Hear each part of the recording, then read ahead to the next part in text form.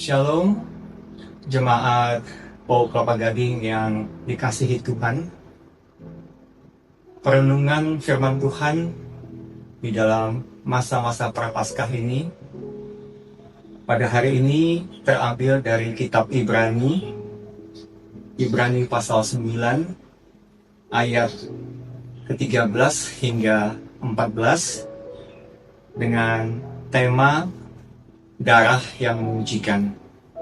Baik, Bapak Ibu yang dikasihi Tuhan, ketika kita telah membuka Alkitab, mari kita berdoa untuk memohon pertolongan Roh Kudus untuk dapat menerangkan isi firman Tuhan ini sehingga dapat termaterai di dalam kehidupan kita. Mari kita berdoa. Bapa kami yang di surga, kami kembali datang pada perenungan masa-masa Prapaskah ini. Curahkan darah Kudus-Mu Tuhan, agar ketika kami membaca, ketika kami menerangkan, kami dapat mengerti maksud dari firman Tuhan ini. Terima kasih Tuhan Yesus. Amin. Baik. Ibrani 9 ayat 13 hingga 14. Demikian firman Tuhan. Sebab jika darah kambing jantan dan darah lembu jantan dan percikan abu lembu muda menguduskan mereka yang najis, sehingga mereka disucikan secara lahiriah, terlebih lagi darah Kristus yang melalui Roh yang kekal telah mempersembahkan dirinya sendiri kepada Allah sebagai persembahan yang tidak bercacat, akan menyucikan hati nurani kita dari perbuatan-perbuatan yang sia-sia, supaya kita hidup dapat beribadah kepada Allah yang hidup. Bapak dan Ibu yang dikasihi Tuhan, Rasul Paulus menuliskan kitab di dalam kitab Ibrani ini kepada jemaat-jemaatnya di kota Ibrani. Rasul Paulus sementara menunggu kedatangan rekan pelayanannya Timotius dan akan bersama-sama untuk menuju ke kota Ibrani. Rasul Paulus menerangkan pada ayat yang ke-13,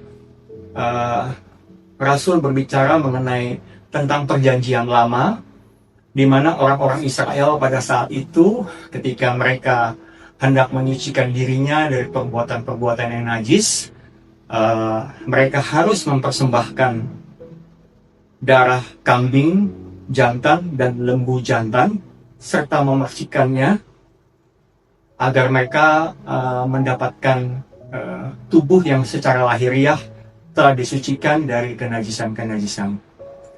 Dan ayat yang ke-14, Rasul Paulus mengatakan bahwa setelah Yesus Kristus disalib dan mati dan dibangkitkan, Yesus Kristus telah menebus dosa-dosa kita dengan darahnya yang suci. Jadi, ketika kita hidup menurut perjanjian baru, maka kita sudah ditebus dosa-dosanya oleh kelahiran bahkan kematian Yesus di kayu salib. Demikian kira-kira firman Tuhan ditafsirkan kepada kita. Lalu bagaimana kita memaknainya dalam kehidupan kita? Bapak, Ibu, serta jemaat Tuhan, Kristus adalah korban yang sempurna bagi kita.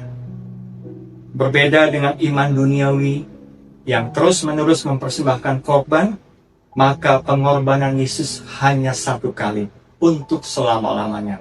Darahnya tidak hanya menutupi, tetapi menghapus dosa dan menyucikan hati nurani kita dari perbuatan yang sia-sia. Oleh karena itu, di masa-masa perenungan menjelang Prapaskah ini, firman Tuhan ini kembali mengingatkan kita, marilah kita merenungkan kebaikan-kebaikan Tuhan Yesus. Allah Bapa mengorbankan anaknya, darah anaknya untuk menyucikan dosa-dosa kita semua. Selamat merenungkan masa-masa Prapaskah. Tuhan Yesus memberkati kita semua. Mari kita berdoa.